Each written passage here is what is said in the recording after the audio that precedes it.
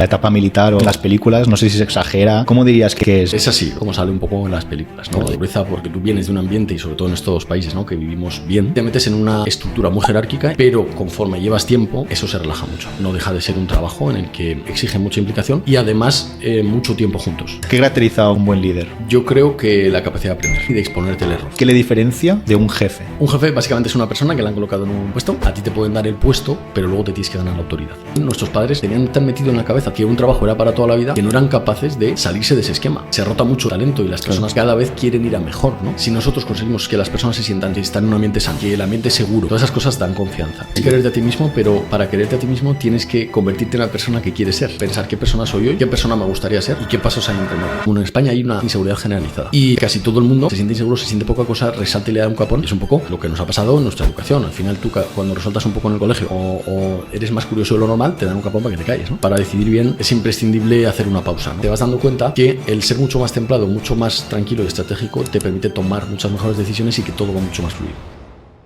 Muy buenas y bienvenidos a un episodio más del Camino del Éxito. Hoy estamos con Jesús Soler, ex capitán del Ejército de Tierra de las Fuerzas Armadas, quien en los últimos años ha estado a la cabeza de distintas unidades, encargándose de la preparación física, técnica y moral de sus integrantes. Ha transformado la instrucción recibida como militar en formaciones para líderes de equipos de alto rendimiento. De esta forma, ha pasado de ser militar a ser emprendedor. Os dejamos el episodio para que lo disfrutéis. Muy buenas, Jesús, ¿qué tal? ¿Cómo estás? Hola, muy buenas, chicos. Bienvenido a estar aquí. Muchas gracias. Y nada, bueno, empezamos directamente con la primera pregunta, ¿no? Perfecto. ¿Qué 3 cosas te quedarías de tu etapa militar? Es un poco así para empezar. A empezar fuerte. Pues unas son las amistades y la gente que he conocido, los compañeros con los que he trabajado. Porque al final sí que se crea una red ahí de gente de bastante calidad, ¿no? Supongo que en todas las carreras profesionales, pero en esta en concreto, que es exigente en todos los niveles, pues sí que me llevo mucha gente de calidad que he conocido. Otra sería el endurecimiento mental y físico, yo creo, y esa mentalidad que a lo mejor adquieres pues a base de trabajo. Y la tercera, el crecimiento personal y la templanza, creo yo.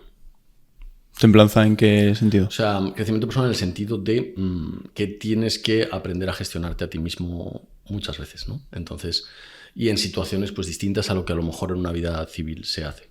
Y eso hace que pues que crezcas personalmente y que sí que desarrolles cierta templanza en ese sentido.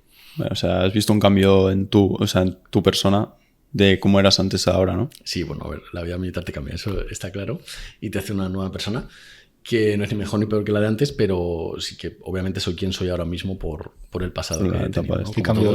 ¿Qué cambios has notado? A ver, al final, como te mueves por el mundo y conoces muchísima gente, pues yo sí que he notado que eso que muchas veces se piensa la gente, ¿no? De que los militares somos cerrados de mente y tal, tratas con gente tan distinta, de tantas religiones, etnias, personas tan diferentes, y al final el ejército no deja de ser un corte social de la sociedad, ¿no? Entonces, tratas con tanta gente que yo me llevo a lo contrario, ¿no? Una apertura de mente. Y no sé cómo habíamos empezado a hablar de esto. De que... Es un poco ver un poco la etapa militar y... lo que había, el cambio, sí, ¿no? Ese cambio. Entonces, esa apertura mental y luego, pues, la experiencia de, pues de vivir cosas que a lo mejor no son lo normal, ¿no? Y bueno, para mí ha sido muy bonito. O sea, al final estoy muy orgulloso de lo que he hecho hasta ahora. Y bueno, pues me llevo experiencias, sobre todo. Experiencias vitales y conocer gente muy distinta y entornos muy distintos también. Qué guay. ¿Qué hábitos aplicas o crees que se pueden aplicar al día a día de una persona en función de esa instrucción militar que has tenido? O sea, ¿hay algunos hábitos que digas, esto te puede ayudar mucho y significativamente en tu día a día? Pues mira, os diría 2, ¿vale? Así resumiendo. Sí. Así resumiendo, uno es el deporte y otro el tiempo. Es decir, ajustarte o ser puntual y hacerte un horario, ¿no? O ser estricto con tus horarios y los de los demás, ¿no?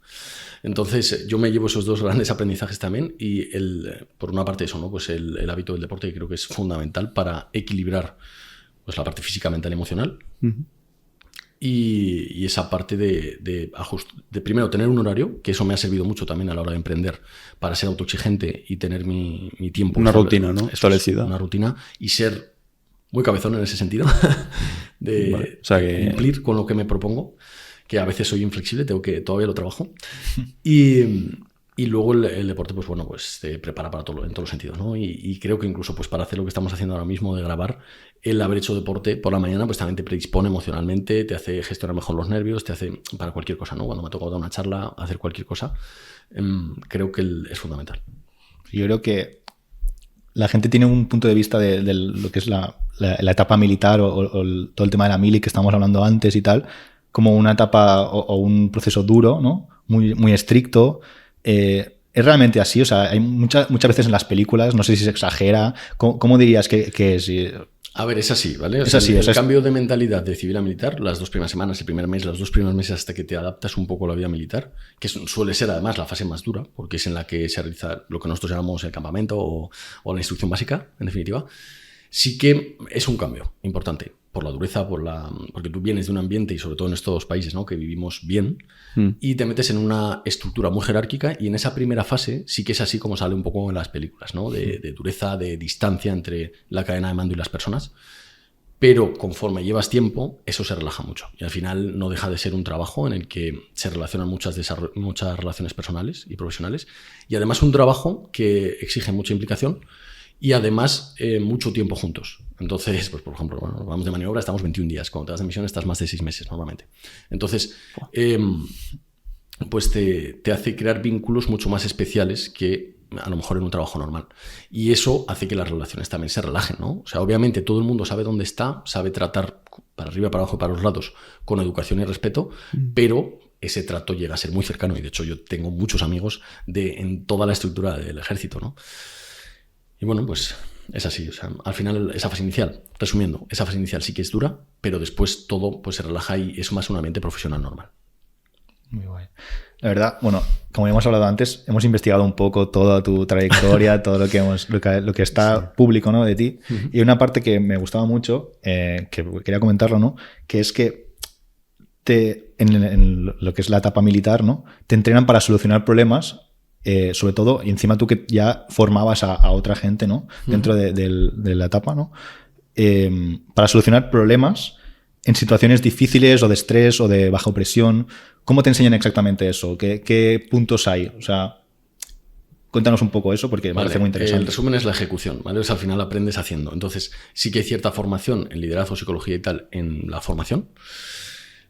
Pues eso, la carrera militar son 5 años, ¿no? En el caso de los oficiales ahora son 3. Y ahí sí que una parte teórica, pero al final, como todos aprendemos, como siempre hablamos, ¿no? Es con la ejecución. Y ahí es realmente donde aprendes, a base de, en el día a día, enfrentarte a situaciones que te ponen que te sacan de tu zona de confort, básicamente. Y luego, aparte, si llevas gente detrás, pues le sumas un plus de responsabilidad, ¿no? Que tienes que asumir porque hay que dar el callo también, ¿no? Por los demás y por la gente que te está mirando o que llevas detrás. Entonces, y que además tus decisiones tienen unas consecuencias que muchas veces ni ves, ¿no? Que necesitas, que muchas veces te den ese feedback de, oye, esto que has decidido llega hasta aquí y tiene estas consecuencias. Entonces, mira, a ver, ¿no? Y eso al final pues te va dando experiencia y curtiéndote en ese sentido de tomar decisiones valorando bien la situación.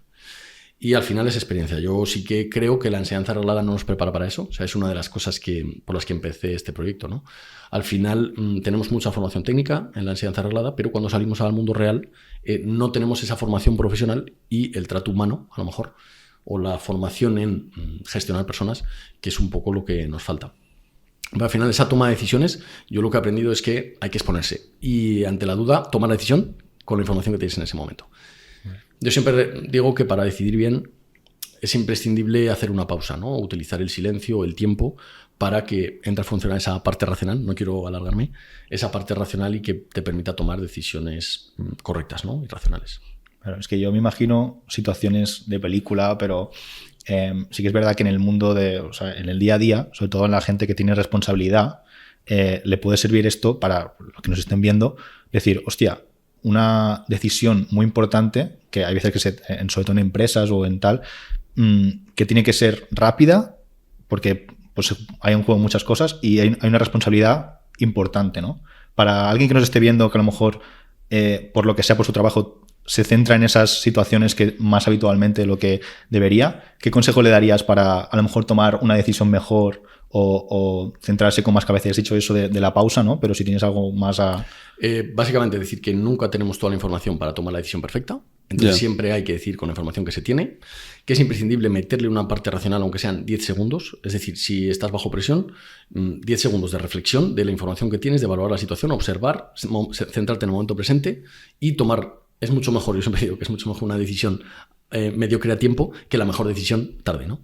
Entonces, pues eso es el darse un tiempo para reflexionar rápidamente y tener la iniciativa de tirar para adelante. Una vez va a decidir, ya ir con todo y ejecutar y observar eso que te devuelve el entorno, ¿no? Cuando decides, sea algo físico o algo que tienen que hacer los demás, siempre tiene unos efectos. Pues observar esos efectos y redecidir sobre la marcha, ¿no? Al final es la única forma, creo yo, de hacerlo bajo presión. Tú que has estado al mando de varias unidades, ¿no?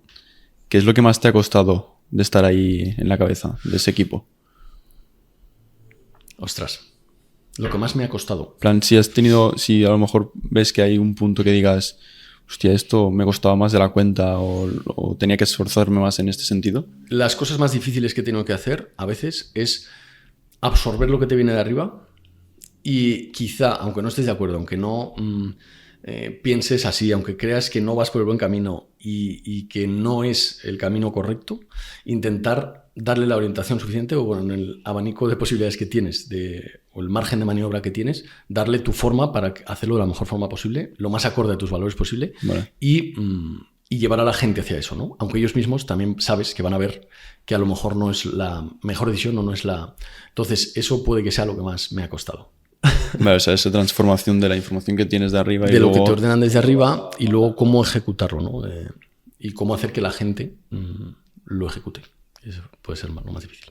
Es interesante. También hay una cosa que me pasa a mí mismo, que es el tema personal de el control que tienes tú sobre tu vida, ¿no? Y cómo recuperar ese control, ¿vale? Yo pongo el caso personal, ¿no? Porque a lo mejor hay gente que se siente identificada o lo que sea.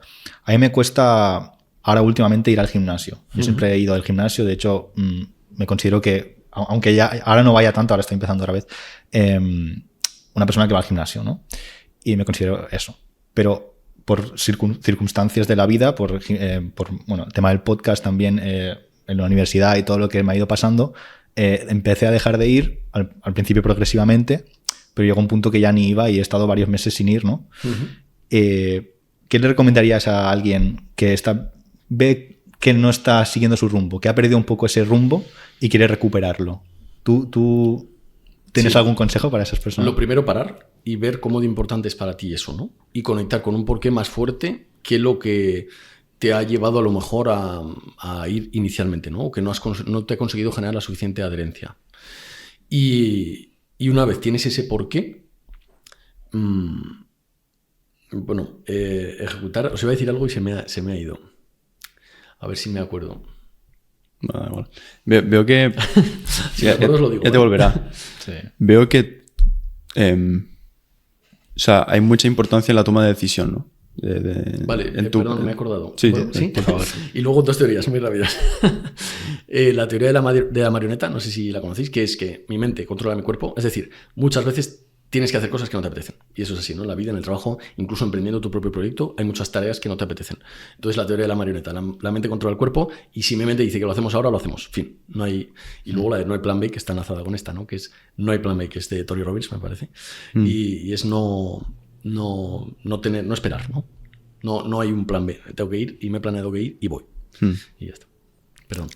No, que decía que tienes, o sea, o le das mucha importancia a esa toma de decisión, ¿no? Y supongo que también han enseñado mucho a eso. Yo le doy mucha importancia, sí. Creo que es importante porque no solo se aplica al trabajo, ¿no? Creo que se aplica a la vida también.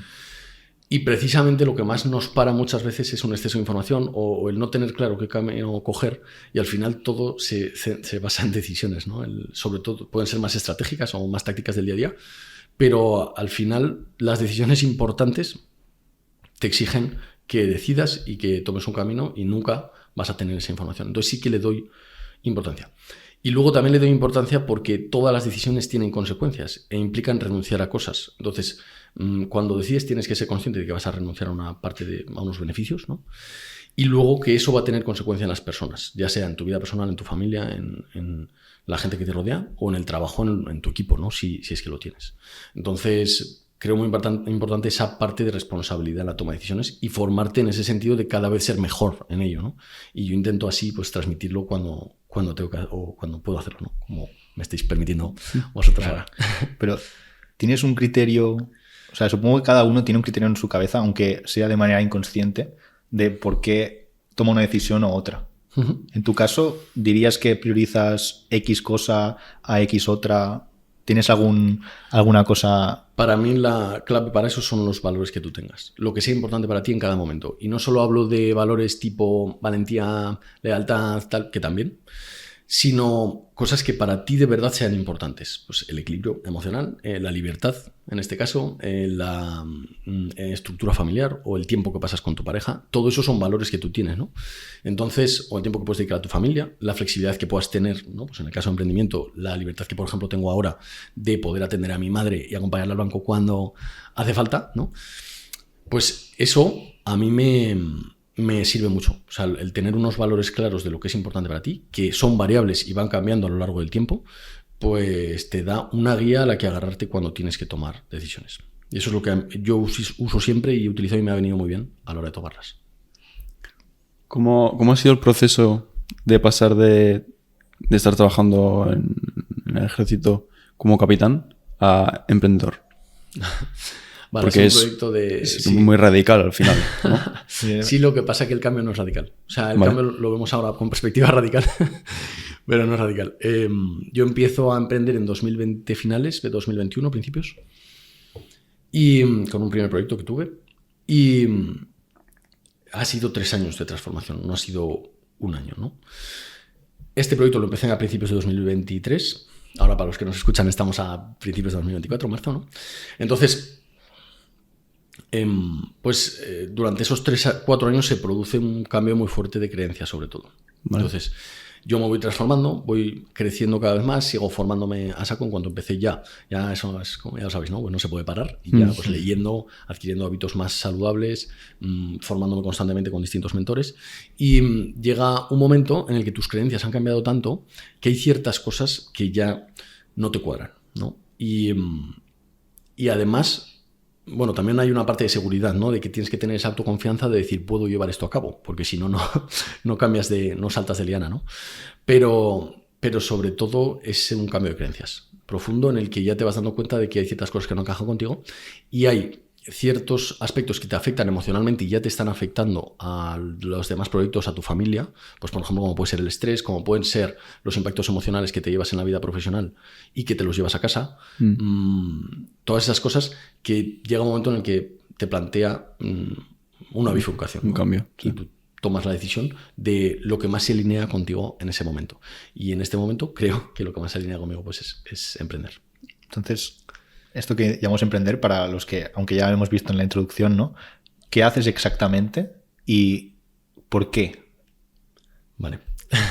Yo lo que hago es ayudar a gente que acaba de coger un equipo, pues porque ha desarrollado un trabajo técnico y lo acaban de ascender, o porque directamente ha entrado a ocupar un puesto en una organización y le han dado un equipo que tiene que gestionar, y les ayudo a liderarlo de forma sana y a crear un equipo que funcione sin que el líder vaya asfixiado, como suele pasar, y pueda tener el control, digamos, de la situación y tomar decisiones estratégicas e incluso atender pues, a otros proyectos que se pueda querer montar, además de tener ese trabajo, ¿no? Entonces yo lo que ayudo a los jefes es, primero, a desarrollarse personalmente para alcanzar un nivel de desarrollo personal con el que interactúen de una forma sana con los demás. Después, pues darles un poco los conceptos de liderazgo que a mí más útiles me parecen, basados en psicología, neurociencia, filosofía, empresa, etc. Y por último, una fase de gestión de equipos en la que les acompaño a montar su equipo desde cero, básicamente. Desde ver cómo lo estructuran, cometidos, procedimientos, automatización y tal, para que ellos puedan liberarse un poco de la carga diaria y poder ser un poco más estratégicos en ese sentido. Y eso es ahora mismo lo que hago. Todo eso lo empezaste o sea, un conocimiento que recibiste del mundo militar, un poco. Sí, no. O sea, al final mi experiencia es esa. Claro. Es liderar personas dentro de la estructura militar, pero luego me he formado muchísimo fuera. mucho. No he parado de formarme, he invertido miles y miles de euros en formación y no sabría decirte la separación. Realmente la formación teórica, digamos que la he recibido fuera y la práctica dentro. Y luego a base de ejecutar, o sea, de formarme, probarlo y ver lo que a mí me ha funcionado, es lo que a mí me permite compartir ahora herramientas que creo que son muy prácticas para los jefes, es lo que intento. Y el por qué él lo hacía, que no he contestado. Yo, bueno, pues he tenido la experiencia, o mi experiencia es que no se nos educa para esos puestos de liderazgo, o que hay una falta de liderazgo social, y lo vemos claramente en nuestra política, que no me voy a meter aquí para que nos cierren el canal, pero hay una falta de liderazgo que luego eso se arrastra a la vida profesional. Y yo he observado en mi vida personal y profesional una falta de liderazgo que no me termina de gustar. Entonces, bueno, pues tengo el propósito de impactar ahora a 1000 líderes, o intentarlo, y ayudarles primero a que gestionen de una forma sana, es decir, que no afecten emocionalmente, negativamente a su equipo, porque si no es imposible que funcione. Y después, pues que esa gestión sea también a base de iniciativa, ¿no? Que es un poco el liderazgo que se nos vende más naif, a lo mejor, de ese líder que solo vende iniciativa. Bueno, pues eso es una parte del liderazgo, pero no lo es todo. Entonces, pues también animar a las personas a que a base de ese crecimiento personal sean capaces de tener esa iniciativa que a lo mejor no se nos inculca desde pequeño, ¿no? Me ha parecido muy interesante lo que has dicho, sobre todo que a veces que hay gente que en el trabajo, por las circunstancias, llega a ser jefe o líder de un grupo, simplemente porque hace su trabajo bien y por lo que sea, ¿no? De hecho, tenemos una pregunta que después la pondremos de la comunidad, donde hay un tema parecido a lo que has comentado ahora. Pero para iniciar un poco con este tema de liderazgo y lo que te dedicas ahora mismo, ¿qué dirías que caracteriza a un buen líder? Y sobre todo, ¿qué le diferencia de un jefe? Es una pregunta... Son dos preguntas, si quieres separamos la primera. ¿Qué caracteriza a un buen líder? Yo creo que la capacidad de aprender. Ya está. O sea, capacidad de aprender y de exponerte el error. Que no te dé miedo reconocer el error cuando lo cometes, exponerte constantemente y lo más rápido posible a todos los errores posibles para aprender muy rápido y luego aplicarlo. Y luego tener o sea, ser responsable en el sentido de que tus decisiones afectan a los demás y tienes que ser consciente de eso. Y que tus palabras también, bueno, tus acciones pueden dañar mucho o construir mucho, ¿no? Entonces, pues creo que eso sería lo básico. ¿Y de la parte del jefe? O sea, ¿qué le diferencia? Porque, yo creo que... O sea, ¿por qué separamos hay definiciones líder y diferentes. jefe, sabes? Correcto. Vale. Un jefe básicamente es una persona que le han colocado en un puesto, en un asiento, en una organización. No sé si vais por ahí. Sí. Vale. Tú es una persona que le han ocupado, o sea, le han puesto a ocupar un puesto dentro de una organización, pero no tiene por qué tener ni herramientas, ni más capacidad que su equipo, ni más habilidad, ni más formación. Entonces, es un puesto más alto y ya está. Exactamente, eso es un puesto dentro de una estructura. Entonces es el antiguo concepto de los romanos, ¿no? De autoritas contra potestas, que al final a ti te pueden dar el puesto, pero luego te tienes que ganar la autoridad.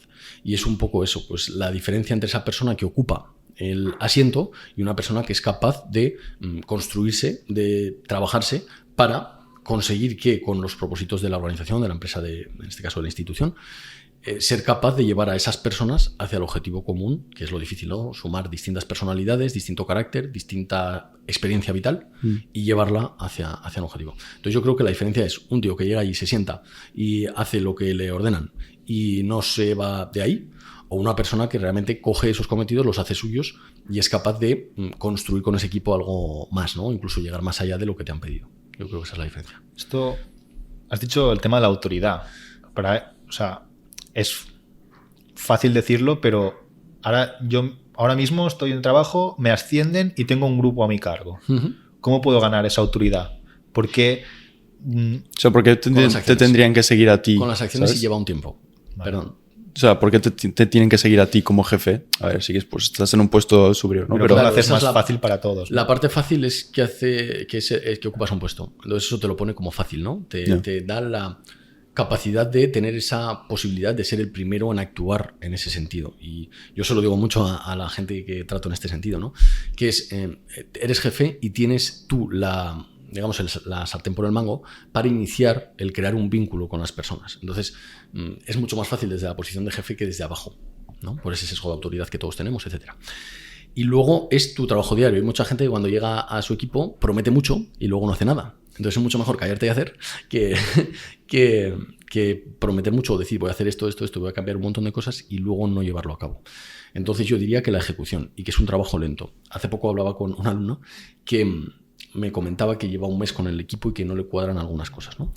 Y yo siempre digo que mínimo 6 meses, porque es que establecer un vínculo con las personas, ver cómo trabajan, cómo se hacen las cosas en ese equipo, cuesta un tiempo. Entonces, de 5 a 6 meses es fácil que te cueste situarte dentro del equipo. Y luego, el siguiente paso sería, como digo, durante esos 6 meses, primero observar y después establecer un vínculo un poquito más allá de lo profesional con cada uno de los miembros que directamente traten contigo, ¿no? Yo creo que sería un punto de... O sea, esos son como pilares que tú tienes para la gente que estás formando. Sí, es un poco incluso el itinerario que yo he seguido muchas veces cuando he cambiado de unidad y lo que intento transmitirles, ¿no? Primero, aterriza, observa, claro, no cambies todo y mira a las personas, mira por qué están actuando así, cuál es su background y quizá tienen una razón para actuar así. Quizá no han tenido un jefe durante muchos meses y han tenido que tener mucha iniciativa. Quizá, no sé, observa, conócelos. Tienes que saber su experiencia, de dónde vienen, cuáles son sus problemas, qué les preocupa, qué aspiraciones tienen y después, a partir de ahí, construir, ¿no? En un equipo tiene que existir solo un líder. O sea, ese concepto no, lo ideal es que todos sean líderes, ¿vale? Pero sí que tiene que haber una cabeza que decida. Esa es mi opinión. Yo sí que tengo la opinión de mando único. Y eso no es por nada, no es por un concepto de autoritarismo, sino por que tiene que haber alguien que tome las decisiones en última instancia, ¿no? Cuando dos no se ponen de acuerdo. Yeah. Bueno, hay ejemplos en la historia que no hablan así en este sentido, ¿no? Pero en la mili eso lo tenemos muy claro, ¿no? Que siempre que tiene que haber un jefe, sobre todo en situaciones de riesgo. Vale. Y, por ejemplo, hubo una época que Marco Aurelio con Lucio Vero gobernaron juntos Roma, ¿no? Uno aportaba esa parte más militar y otro más la racional. Pero mi experiencia es que siempre que hay dos jefes, hay momentos y decisiones difíciles que hay que tomar que el tener dos criterios no lleva a buen puerto. Entonces mi experiencia es que tiene que haber una cabeza pensante. Eso no quita para que dentro del equipo nosotros intentemos tener los máximos líderes posibles dentro, porque eso potencia muchísimo al equipo. Que es otro de los miedos de los jefes, ¿no? No voy a enseñarles, no voy a transmitirles todo lo que sé, porque luego me van a quitar el puesto, van a saber más que yo. Pues no, al revés, van a potenciar muchísimo al equipo, ¿no? Aquí entra un tema, ¿no? Que es un poco difícil no difícil de decir, pero sería como la definición contraria de lo que he preguntado al principio, ¿no? Aquí tengo una pregunta que es como para un empleado, porque también a lo mejor no está viendo gente que tiene empleados a su cargo, y a lo mejor estamos desde el punto de vista del empleado, ¿no? Que está por debajo, ¿no? La pregunta es, ¿cómo puedes identificar que tienes un mal jefe? Es un poco... O que tienes un jefe y no un líder. ¿Sabes? Se sabe muy fácil, ¿vale? Por lo que te provoca a ti. O sea... Y eso es otra pregunta. Yo creo que esa es mi experiencia. Te provoca no saber por dónde tirar, te provoca impactos emocionales negativos, no tener claras las cosas, no saber cómo quiere las cosas, te busca responsabilidades siempre, busca el error. Y, en definitiva, cuando estás con él, en presencia de esa persona, no puedes desenvolverte a tu máximo potencial porque entras en modo estrés y tienes anulada toda tu parte racional. Entonces, cuando tienes A ver, hay distintos tipos de jefe también, ¿vale? En este caso sería a lo mejor lo que os estoy hablando, un jefe más autoritario.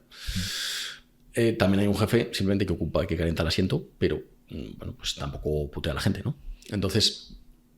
hay que diferenciar, también es distinto. Pero la diferencia sería en que a esa persona te despierta quizá cierta admiración, ¿no? Y es una persona que no solo te aporta en lo personal, en lo profesional, sino que te aporta también en lo personal y te permite, además, te ayuda a crecer en los dos sentidos, ¿no? Te aprendes cosas de él de la parte profesional y aprendes cosas de él de la parte personal, de autogestión, etc. Pero para ser esa persona en la que admiras, entonces, de alguna forma, porque no todo el mundo... pues llega a ser así desde un principio, ¿no? ¿Tú recomiendas que alguien que tenga que liderar un equipo, que tenga que llevar un equipo, se tenga que formar para ello? Voy a venderme. Hostia, aprovecha. No lo había pensado desde ahí, pero sí, claro, por favor. No, a ver, siempre hay que formarse. O sea, mi opinión es siempre, en todo trabajo, seas líder o no seas líder, fórmate. Sigue formándote, sigue explorando, leyendo, hablando con gente muy distinta a ti, que piense radicalmente distinta a ti, políticamente, socialmente, en todos los sentidos, porque la formación es imprescindible y constante, y creo que nunca deberíamos dejar de hacerlo. Entonces, la respuesta es, ¿debe formarse antes de liderar? no es necesario, te va a cortar el camino. Claro, bueno, lo que hemos dicho un poco de actuar, ¿no? Y en función de eso, pues a lo mejor ir viendo si cierta formación... Sí, totalmente. Y lo que más va a hacer el que lideres mejor va a ser más tu crecimiento personal que el hecho de que aprendas herramientas de liderazgo muy concretas. O sea, al final, cuando tú te conviertes en un determinado tipo de persona, eres capaz de gestionar más situaciones y más situaciones difíciles. Entonces, es más el crecimiento personal que a lo mejor la formación concreta en liderazgo. Pero al final tienes que buscar un método para esa formación. Y un método puede ser, pues, un método de liderazgo, ¿no? Por ejemplo. Hay una frase que me gustaba, que yo la saqué de la página web, que es lo que estás diciendo, pero con otras palabras, ¿no? Que es aprender a liderarte a ti mismo antes de liderar a los demás.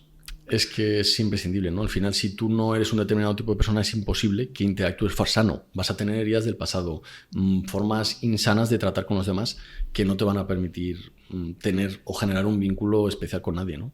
Ni en pareja, ni en amigos, ni...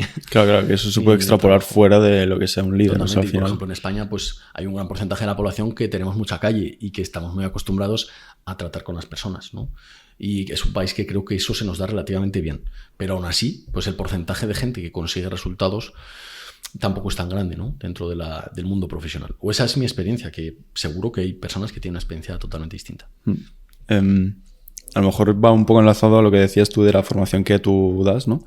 Pero, ¿qué pasos o cómo estructurarías a una persona que quiere formarse en liderazgo? O sea, ¿qué puntos claves tiene que entrar en detalle, ¿sabes? Para llegar a ser un buen líder. Primero, un periodo de reflexión. Muchas veces no paramos en la vida hasta que tenemos un disruptor, ¿no? Algo que nos provoca a parar o nos sienta a pensar. Puede ser la muerte de un familiar cercano, puede ser una depresión o un burnout, ¿no? Y en este ambiente profesional creo que es muy común que las personas aprieten hasta que petan. Entonces, lo primero es hacer una parada, a ser posible, antes de petar. Cuando ya te empiezas a detectar que no estás en el sitio correcto, que, bueno, pues que emocionalmente a lo mejor no estás como te gustaría, empezar o que no estás obteniendo los resultados que quieres, primero un trabajo de reflexión. Después, empezar a formarte, a adquirir hábitos más saludables, a cuidarte a ti mismo, a hacer un poco de deporte. No hablo de grandes sesiones o de una sesión de CrossFit, sino de andar, hacer algo de deporte. A formarte en el sentido de lectura, que es bien barato y te cuesta 8 euros un libro. Y empezar a construirte a ti. Y después, cuando ya tienes cierto nivel o tú te consideras que estás en una versión que te gustas de ti mismo, entonces a lo mejor empezar a intentar aportar a los demás, ¿no? Y en esa parte que te has formado, intentar poner a disposición de los demás, pues tanto tu conocimiento en el crecimiento personal como en el profesional, ¿no? Si tienes cierto conocimiento técnico, también puedes empezar a ponerlo al servicio de los demás. Si sabes de Excel, seguro que puedes sacar alguna tabla que pueda usar tu equipo y que sea súper útil para el equipo, ¿no? Y esa es otra forma de empezar a liderar. Entonces, primero esa parte técnica, formarte en eso y seguir mejorando, y luego la parte personal de desarrollo personal. ¿Cómo estás hablando un poco de eso? ¿Cómo entra la autoestima en un líder? O sea, ¿qué importancia tiene? Y sí, o sea... Yo creo que es fundamental, pero sin confundirlo con la humildad. Es decir, tú puedes ser seguro que muchas veces contrasta, ¿no? O choca. Tú puedes ser perfectamente seguro de ti mismo y seguir siendo humilde. Entonces, creo que no hay que confundir una cosa con la otra. O no, yo no soy ególatra, soy seguro de mí mismo. No tiene nada que ver una cosa con la otra, ¿no?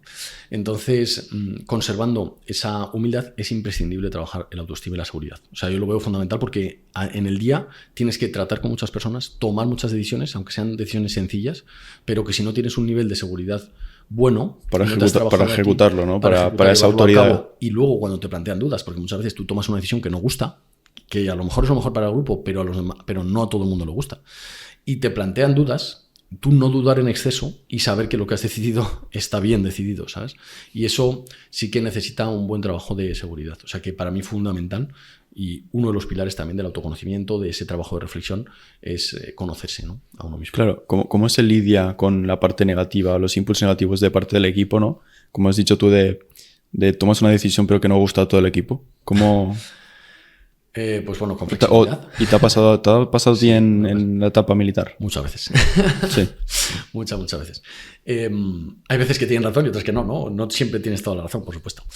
Pero sí que es cierto que si tomas las decisiones con cierta perspectiva, con un trabajo estratégico o pensando estratégicamente, e intentando siempre buscar la mejor decisión para el grupo y no para ti, creo que es una buena guía para tomar buenas decisiones, ¿no?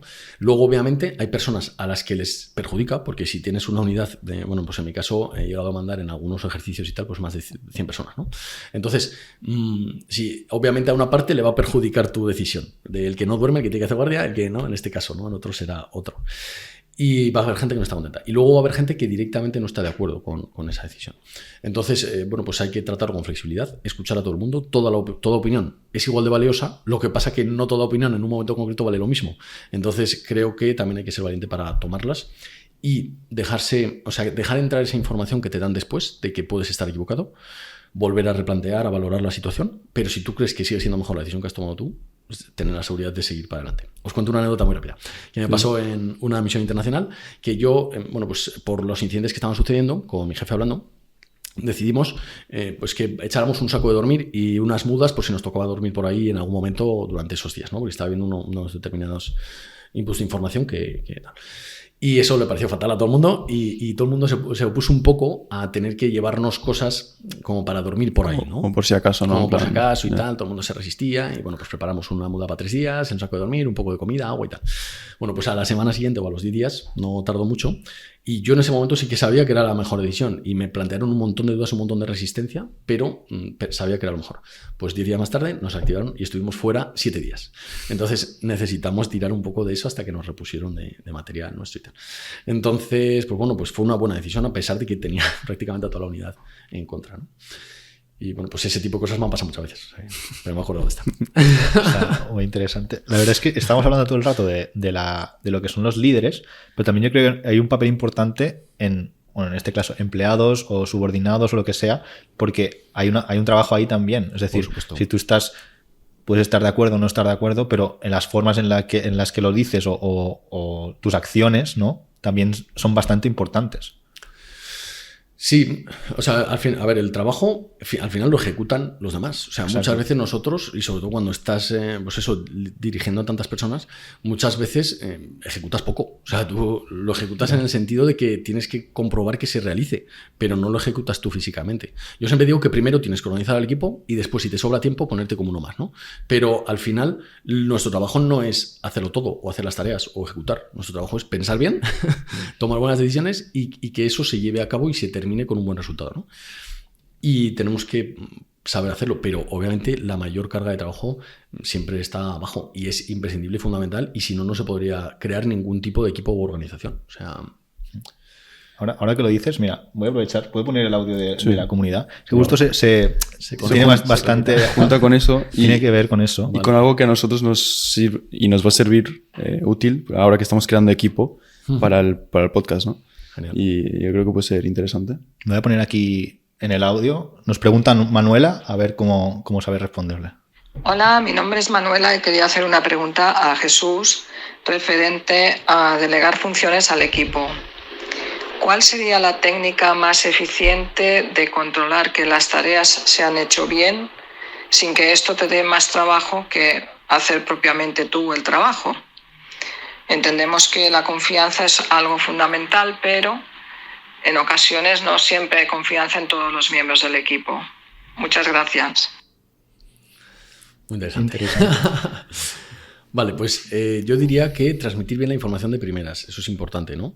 Tiene que haber un periodo de formación, o sea, eso es así. Cuando tú empiezas con una persona nueva, hay un periodo de formación en el que tienes que transmitirle cómo te gustaría a ti que se hicieran las cosas. Que no tiene que ser cómo se terminen haciendo, porque también va a meter un poco el talento a esa persona. Entonces, claro. Comunicarte muy bien desde el principio, marcar muy claro los límites de actuación, es decir, si te vas de aquí o si te vas de aquí, mal. Y luego, si esto sobrepasa tu capacidad de resolución, me avisas y lo resuelvo yo. Y todos los obstáculos que se te presenten, intentar resolverlos. En ocasiones no está mal tampoco desaparecer para que sean capaces de resolverlo y se den cuenta de que son capaces de resolverlo. Y luego, cuando nosotros delegamos, tenemos que dejar muy claro, al dividir esas tareas, qué resultado queremos de vuelta. O sea, creo que eso es muy importante, dejar muy claro desde el principio qué es lo que queremos de vuelta para luego unificar esas piezas y poder subirlo nosotros o presentarse al cliente o lo que sea con ciertas garantías, ¿no? de qué es lo que nosotros queríamos tener.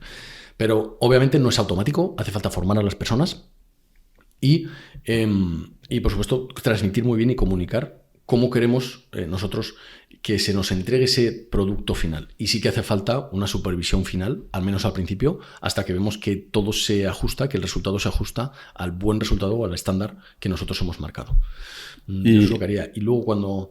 Sí, dime. No, y el tema de la confianza, porque hay muchas veces que a lo mejor tienes a tus trabajadores, pero la confianza al final la tienes en ti mismo el primero, claro, ¿sabes? O sea, el hecho de delegar y después te llegue algo que no te gusta o tal, y yo creo que es un poco lo que se refería Manuela, creo, que era esto, que a lo mejor tú estás delegando y tal, pero al final te cuesta más trabajo el hecho de enseñar o tal que que ejecutarlo tú. Exacto. Claro, pero es que eso es a corto plazo. O sea, a corto plazo siempre cuesta menos hacerlo tú y apartar al subordinado y decirle, ya lo hago yo, ¿no? Pero es que eso no da un resultado a largo plazo. Entonces, es pensar un poquito más a largo plazo y que hay un periodo de aprendizaje. Entonces, sí que hay que tener muy claro eso y ganar confianza. Siempre se desconfía más en los demás que en lo que uno hace, ¿no? Porque nos pensamos que nuestro criterio es el mejor del mundo. Lo haces tú y dices, vale, lo haré mejor. Y ya claro, está, pero también hay que tener confianza en que todas las personas tienen unas virtudes únicas. Entonces, si esa persona consigues que aplique sus propias virtudes, su propia creatividad a ese cometido que le has mandado, que es lo difícil también,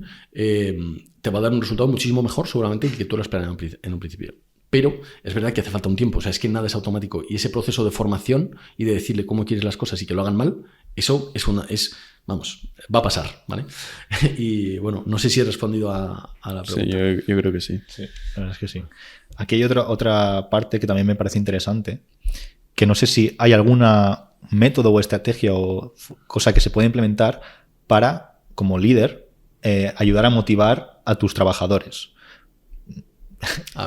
Una estrategia para motivarlos. Sí, alguna forma que tú sepas o que pueda aplicar a alguien así simplemente por escuchar o ver el podcast, que diga, es que mis trabajadores a lo mejor no están tan motivados o no consigo. A las personas nos motiva la seguridad y el crecimiento. O esa es mi experiencia, mi opinión, ¿no? Si nosotros conseguimos que las personas se sientan seguras en su puesto de trabajo, de que están en un ambiente sano, de que el ambiente es seguro y de que nosotros le proporcionamos esa tranquilidad y esa seguridad de que van a estar en un ambiente sano y tranquilo y pues yo que sé, que no se les va a despedir a la semana siguiente, no, la incertidumbre a la gente la agita mucho. Ya, o sea, que estén como realizados en el puesto en el que están, ¿no? Eso es, que por lo menos que se sientan seguros, que tú les proteges, que les echas un capote, que les ayudas en lo personal y en lo profesional, que si tienen un problema en casa les vas a dejar irse y ya te lo devolverán o ya se verá cómo se resuelve, ¿no? Todas esas cosas dan confianza. Y luego el crecimiento, o sea, tienes que preocuparte de que las personas constantemente estén aprendiendo, formándose.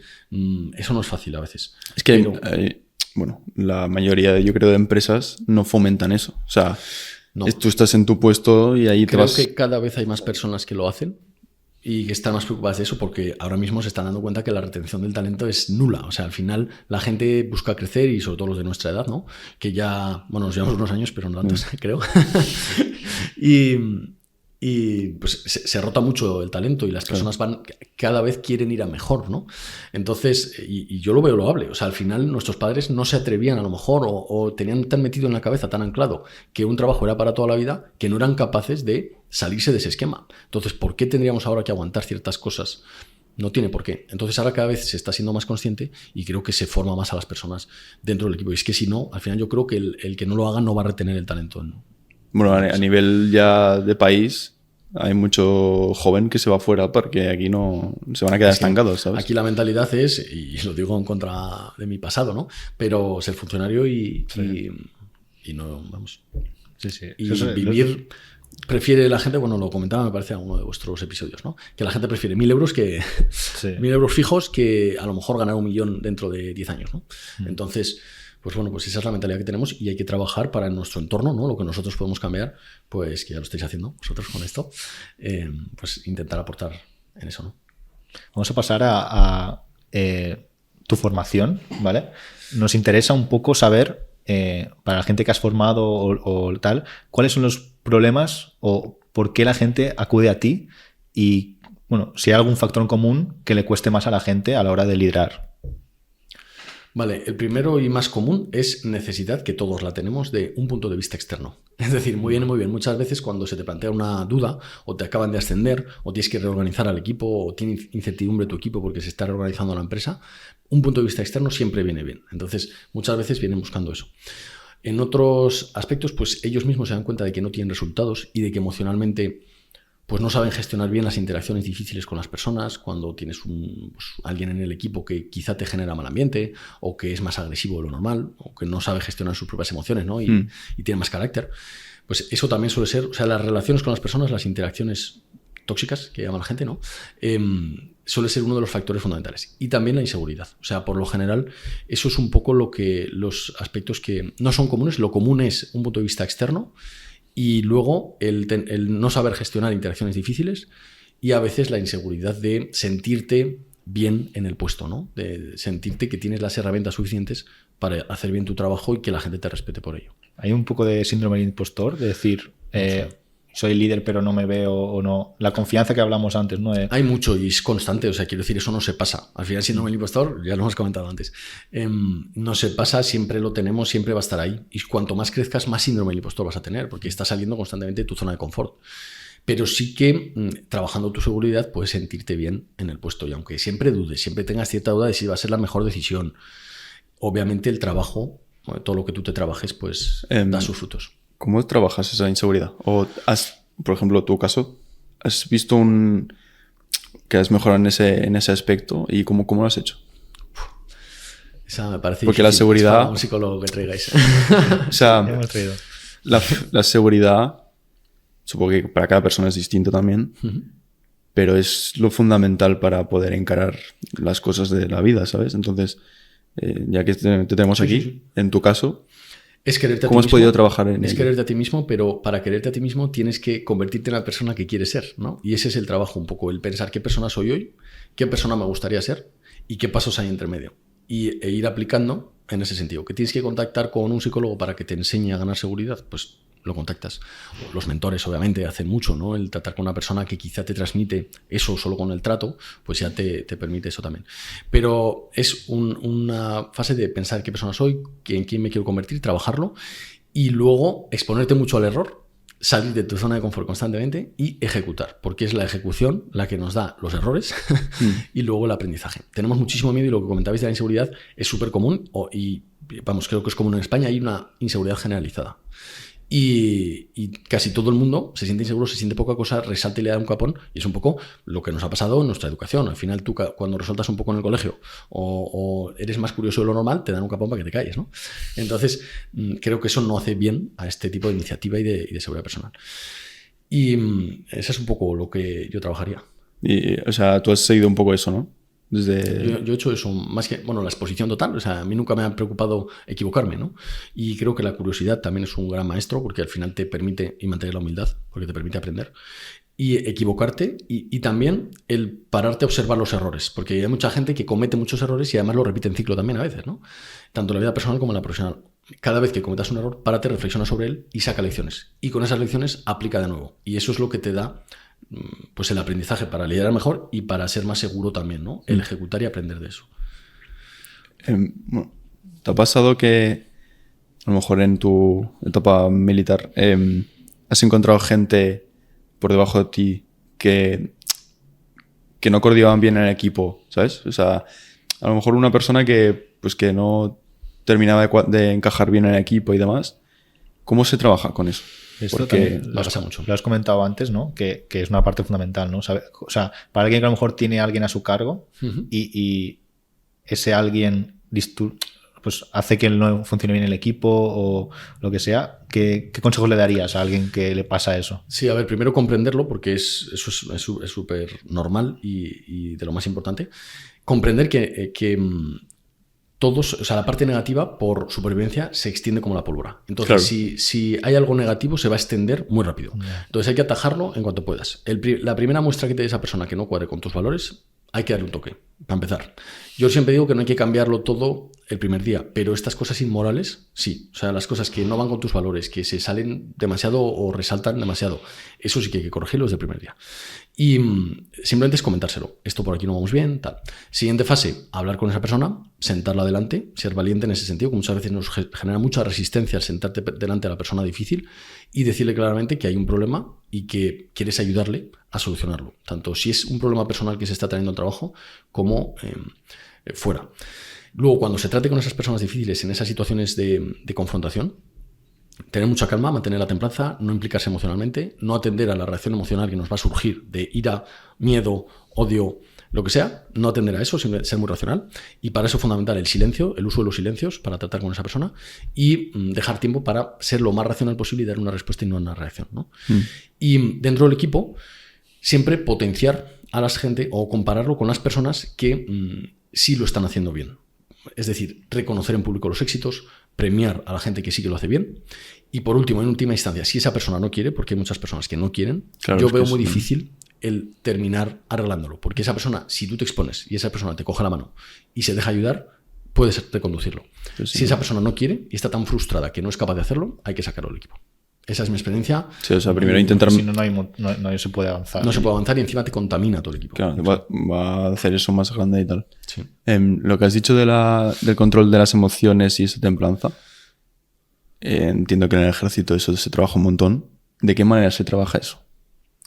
En la mil y fuera. Dentro. Dentro. Porque al final ¿y es cómo se un puede poco aplicar también? lo que te ha Sí, curtido sí. un poco a ti, ¿no? También, Sí, a mí me ha dado mucho esas tablas, sí. por eso. Se trabaja porque te enfrentas a muchísimas personas muy diferentes con distintas experiencias vitales en momentos críticos a veces y con límites en el tema emocional, ¿no? Pues a lo mejor gente que está lejos de casa y tiene problemas familiares, gente que ha tenido una pérdida y está en zona de operaciones, no sé, o sea, y luego en situaciones que a lo mejor te ponen bajo estrés o que te exigen más físicamente, ¿no? E incluso si te tienes que ir a una zona de conflicto, pues ya te vas, el irte con una persona en la que no confías es heavy, ¿no? Porque es, ostras, me voy con este tío, pero y si nos la vemos mal, no confío lo suficiente en él, ¿no? Entonces te expone a esas situaciones que te hacen pues desarrollar cierta perspectiva ante la vida en general.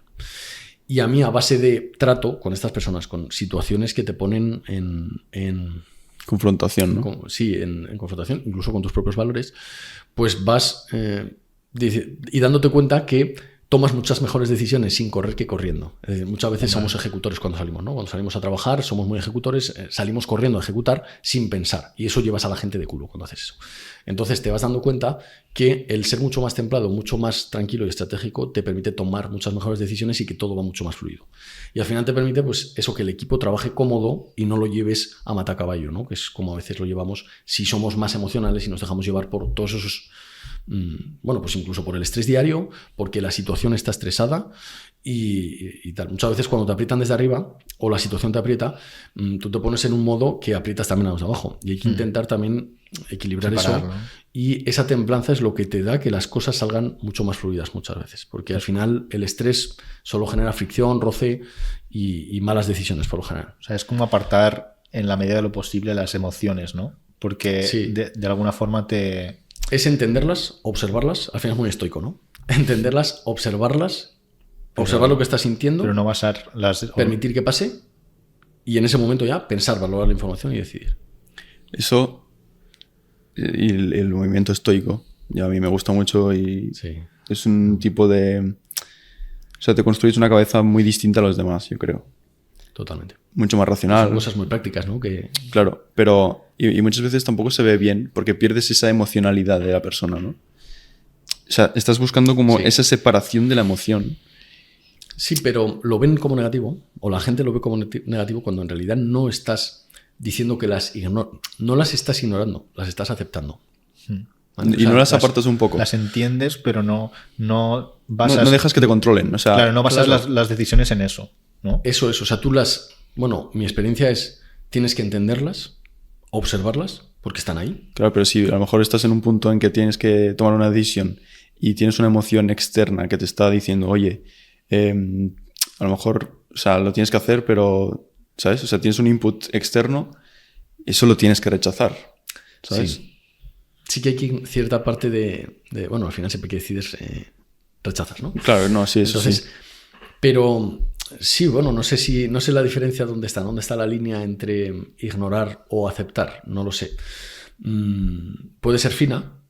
La cosa es que si tú te dejas llevar por la emoción, por lo general vas a decidir lo que te apetece ahora mismo, Sí, que sí. no tiene por qué ser. A eso mejor, quería un mejor. poco llegar ahí, porque a mí me ha pasado muchas veces. O sea, yo tengo esta mentalidad de decir, voy a como buscar la claridad, ¿no? A la hora de tomar una decisión, pero si tengo Sí, emociones quizás te externas... vuelves más frío, ¿no? Eso. O sea, Exacto. las emociones externas que a lo mejor tendrías que considerar, las abandonas completamente por Sí, lograr eso. Yo ¿sabes? creo que también hay un trabajo de saber disfrutar de las emociones positivas. Y eso es difícil también, ¿no? O sea, creo que hay que aprender, es un trabajo.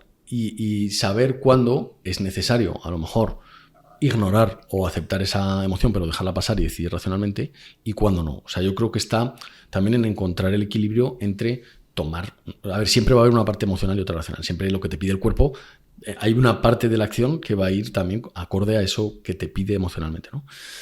Entonces, por ejemplo, si estamos hablando de valorar el estar con las personas a las que quieres, pues en ese momento sí que está muy bien, yo creo, incluso dejarse llevar totalmente por la emoción. Pero sabiendo también que es pasajera, ¿no? Y que esa felicidad que a lo mejor estás experimentando al estar con esa persona, pues bueno, pues te estás dejando llevar por ella y quieres hacerlo.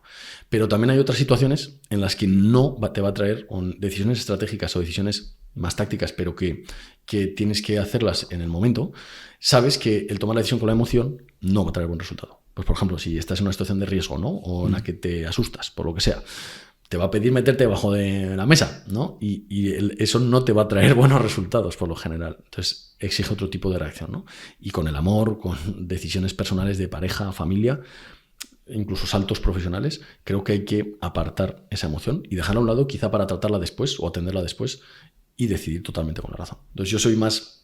En esa línea no os puedo defender otra forma de actuación porque es lo que a mí me ha funcionado. No, me gusta. Yo, antes de pasar al último bloque, me ha venido una pregunta que cuando has comentado antes, que el tema de la confianza, ¿no?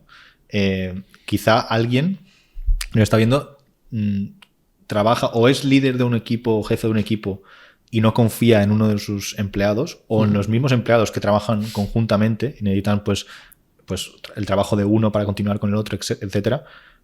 Si por motivos que sean algún trabajador o líder no confía en esa otra persona, ¿qué dirías que es lo mejor que se puede hacer para arreglarlo? Porque yo creo que sin confianza es muy complicado trabajar y sobre todo en lo que has hablado en el ejército debe ser muy complicado. Bueno, eso nos ha pasado hasta en la uni. Con También. trabajos, de decir, estamos 4 personas Seguro. haciendo un trabajo. Al final no deja de ser un trabajo de equipo, ¿no? Claro. Exacto. Estamos 4 personas haciendo un trabajo y decimos, no le vamos a delegar esto a este porque no va a terminar haciendo mal, o sea, lo hago mejor yo, ¿no? Un poco lo que hablamos. Entonces entiendo que la pregunta es ¿cómo gestionas que no coteas tu confianza, o sea, que no hay confianza con uno del equipo y entre ellos, ¿no? En general, si hay esa situación, ¿cómo se soluciona?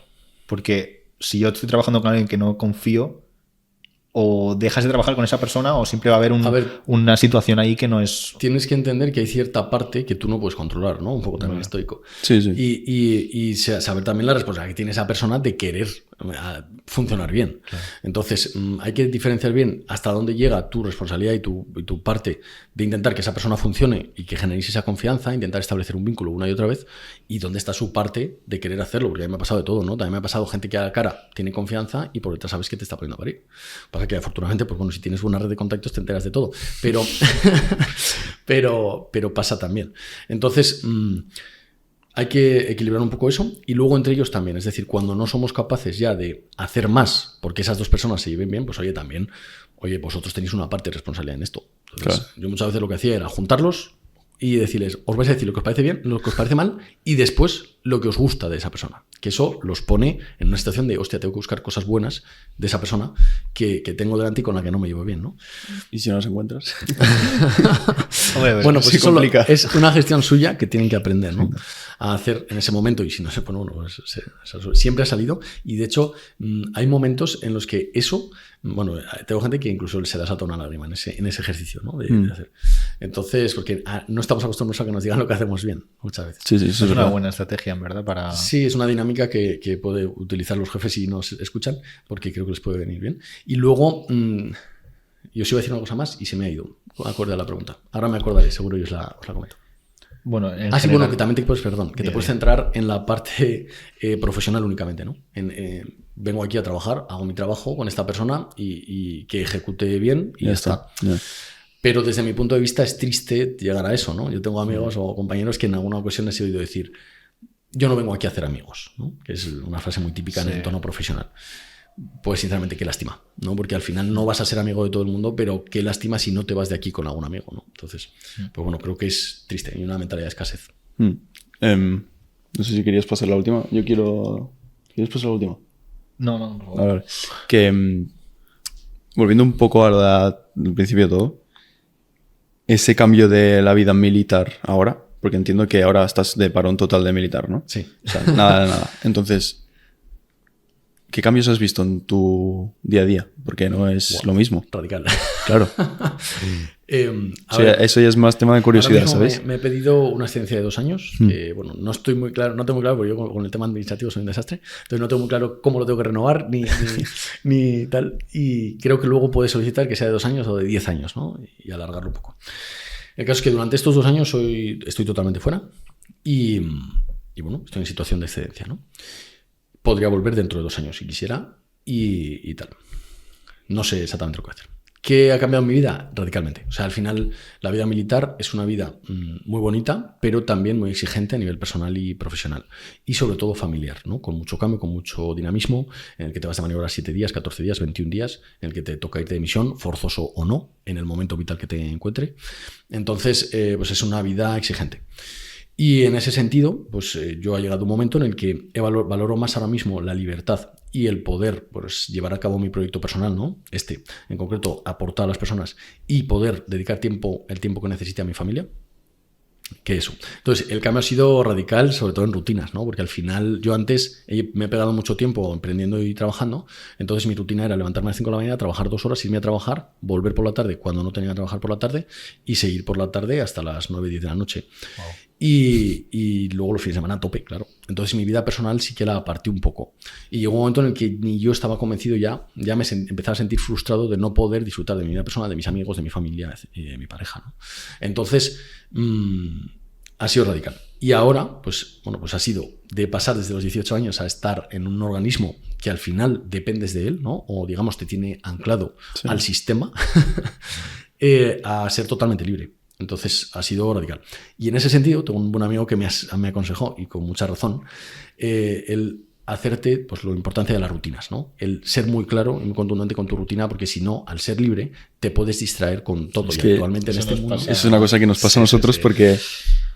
Bueno, de hecho, porque cuando tienes un proyecto, no tienes a nadie por arriba. Tú eres el que está arriba del todo. Entonces... Que muchas veces somos peores, ¿eh? Con nosotros mismos que presionando a los demás. Por eso, o sea... Tienes que ponerte tú los criterios a ti mismo, ¿sabes? Y de forzarte a hacer... a estar por ese proyecto, ¿sabes? Que hay muchas veces que a lo mejor no te quieres poner o pues por ciertas cosas pues no tira bien, ¿no? Entonces te tienes que meter tú en la cabeza de... Bueno, supongo que tú lo haces en plan a partir de la rutina y la disciplina, porque también lo has creado mucho en tus años de etapa militar, ¿no?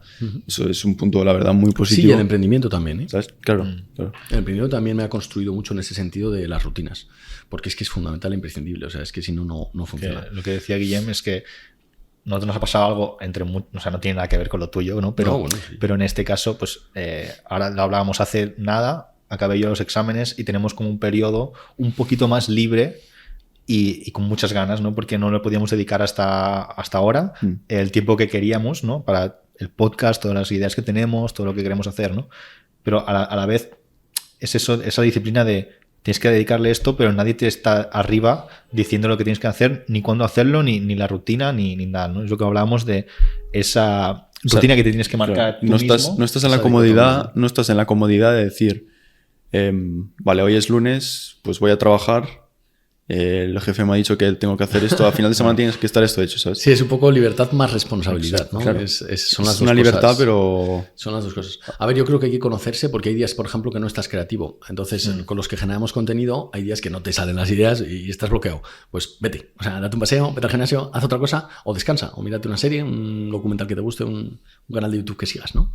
Y descansa. O sea, también hay que conocerse en ese sentido de cuándo aprieto o cuándo no aprieto. O sea, si un día me veo muy obcecado, pues yo igual me lo tomo descanso esa tarde, ¿sabes? Pero no suele ser así. Pero algunas veces que sí que pasa. Y he aprendido también a ser flexible en ese sentido. Yo era muy inflexible de no he ido a Jiu-Jitsu esta tarde, me siento fatal. Y bueno, pues he aprendido también a ser más flexible, que no pasa nada porque no es una tarde o no hagas lo que tienes que hacer. Y luego también, pues por otra parte, equilibrarlo con una fuerte estructura y una disciplina o autodisciplina fuerte. ¿Qué es lo mejor para esto? Los hábitos, ¿no? Ya lo sabéis que construir el hábito y tener rutinas te permite hacerlo con más facilidad. O que esas acciones no te cuesten tanto ponerte a hacerlas porque lo haces todos los días. Entonces, yo equilibraría eso. No sé si os he contestado.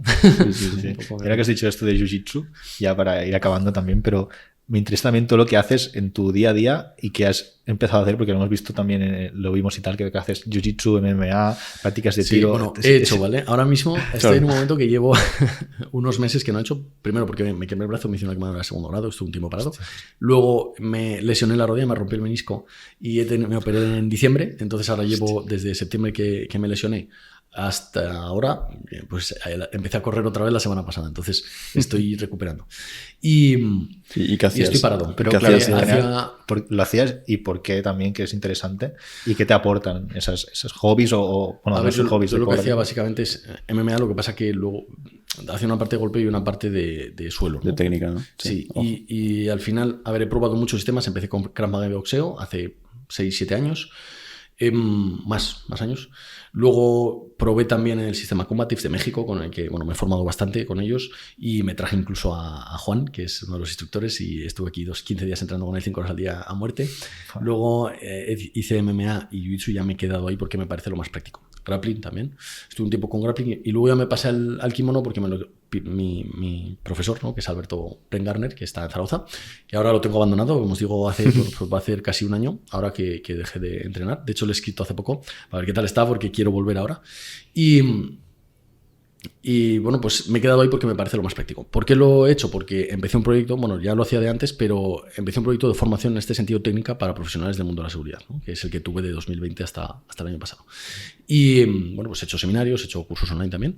Y mi propósito con ese proyecto era aportar a los profesionales que no salimos con las herramientas adecuadas para defendernos a nosotros mismos en determinadas situaciones, ¿vale? Yo me di cuenta en una situación que tuve que no tenía las herramientas para responder a esa situación, y a partir de ahí me empecé a formar y luego inicié el proyecto pues para intentar ayudar a más profesionales a ponérselo fácil, ¿no? Y que tuvieran fácil el acceso a esa formación. Si quieres contar la situación. Sí, me parece interesante. Rápida, la he contado una vez en mis contenidos, pero es que en un incidente me echaron mano a la pistola, que no lo hicieron con intención de quitármela, porque si lo hubieran hecho seguramente se habría llevado, pero entonces lo hizo como para ponerme a prueba, ¿no? Y ese día a mí me hizo un clic en el cerebro y dije, ostras, me tengo que formar en esto más porque no tengo las herramientas para responder a esta situación. Si me llegara a agarrar, no tendría las herramientas para responder, ¿no? O sea, te viste como en un momento de... Sí, ha pasado esto, pero no sabía responder, ¿no? A mí me hizo un clic, sí. Entonces no he sabido, o sea, yo no tenía herramientas para, con el arma agarrada. Bueno, pero no pasó nada, ¿no? No pasó nada porque él no llevaba la intención de... Vale. Tal, lo aparté de un manotazo y ya está, pero no es la mejor forma, ¿no? Entonces, pues bueno, ahí me vi y ese clic me hizo formarme y iniciar ese proyecto.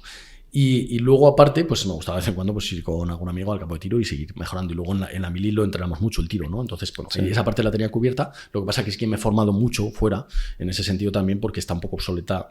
Ahora ya no, ¿eh? Cada vez la gente está más puesta en las últimas tendencias y tenemos mandos que saben muchísimo. Entonces, pues genial. Pero bueno, pues para intentar aportar eso también dentro de la organización, ¿no? Y de la institución. Lo del tema del campo de tiro... no sé si eso ya es curiosidad, ¿eh? ¿Tienes licencia de armas? Sí, bueno, los militares que somos de carrera, tú con la propia tarjeta militar tienes licencia de armas. Vale. Igual que la policía, la Guardia Civil y tal.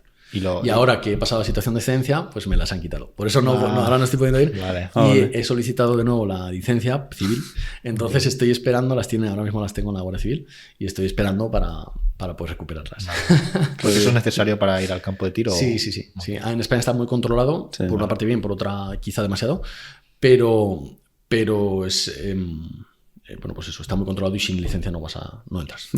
Vale, y lo haces para pues no perder la puntería, entiendo. A ver, que a mí me encanta, ¿no? O sea, esa es la parte que os comentaba antes echando el café, que hemos echado un café antes, que echo de menos, ¿no? Porque a mí la parte técnica, el exponerme, el ir al campo con la gente, el estar con la gente, a mí me gusta mucho y me motiva mucho. Entonces, pues he desconectado de esa parte que me sigue gustando. Sigo conectando con mis alumnos, en mi networking, con la gente que conozco. Sí, pero es distinto. O sea, es una vida que totalmente distinta, ¿no? Una vida civil. Sí, entonces tiene nada que ver. Quiero mantener ese un poco, pues lo que soy, ¿no? Que al final no dejo de ser un soldado que he sido toda la vida eso, y cambiar eso, pues de momento me va a costar, supongo, ¿no? Entonces, muy bien. Guay. Esta es la última de... Sí, ¿quieres hacemos la última? Supongo que ya nos has visto en algunos episodios, sabes cuál es la última. Esta ya sí que la sabes. Me imagino. Y es que es para ti el éxito. Vale, he pensado viniendo en el DAVE en esta respuesta, así que la tengo pensada. Bien.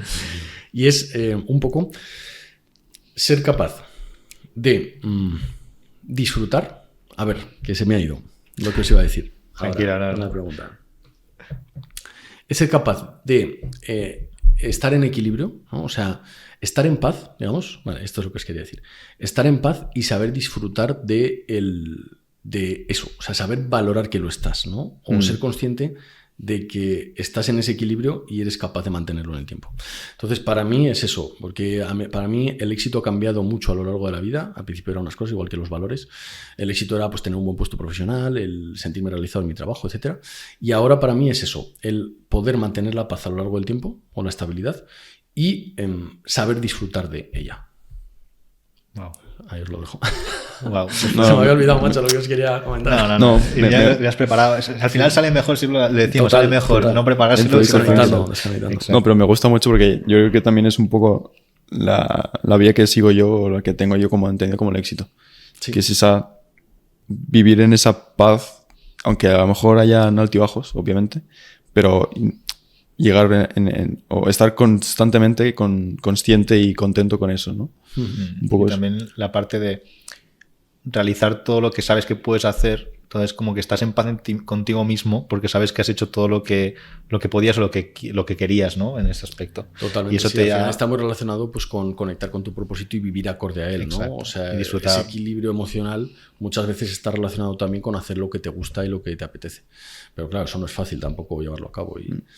Pero bueno, chicos. Lo vamos a dejar por aquí. Vamos a dejar todas tus redes por aquí, links, página web o formación, ya hablaremos de cómo lo hacemos. Y nada, si os ha gustado le podéis dar like, suscribiros a todas las redes que tenemos por ahí. Seguid también a Jesús, por Jesús. favor. Muchas gracias. Y nada, nos vemos en el próximo episodio. Nos vemos. Bueno, chicos, quería daros, Sí. las gracias por invitarme y por darme esta oportunidad de hablar con vosotros. Ha sido un placer. Gracias, muchas gracias. Está muy a gusto. Me ha gustado. Gracias a ti por venir y nada, hasta el siguiente episodio. Chao, chao.